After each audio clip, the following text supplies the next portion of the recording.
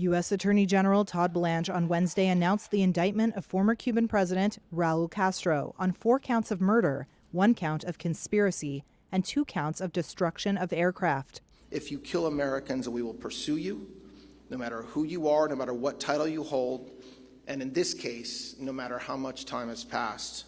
The charges against Castro are based on a 1996 incident in which Cuban jets shot down planes operated by a group of Cuban exiles. The indictment, announced by Blanche in Miami at an event to honor the victims, represents a major escalation in Washington's pressure campaign against Cuba's communist government. Cuban President Miguel Diaz-Canel called the indictment a political maneuver devoid of any legal foundation. The Cuban government has argued that the 1996 strike was a legitimate response to the planes intruding on Cuban airspace.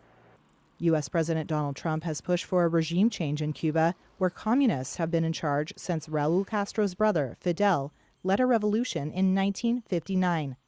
Former President Raul Castro remains a powerful figure in Cuban politics. What's coming next for Cuba?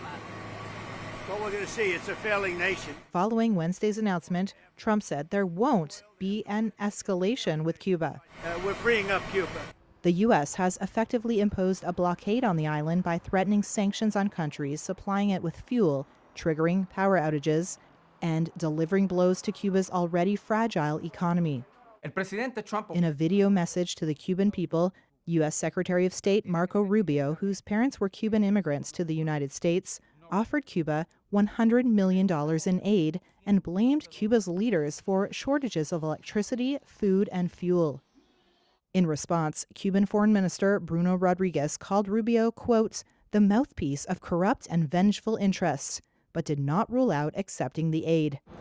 The U.S. also indicted Venezuela's Nicolas Maduro in January, albeit on drug charges, then sent its military into Caracas to arrest him. 94-year-old Castro last appeared in public in Cuba earlier this month, and there is no evidence that he has since left the island or that the government would allow him to be extradited.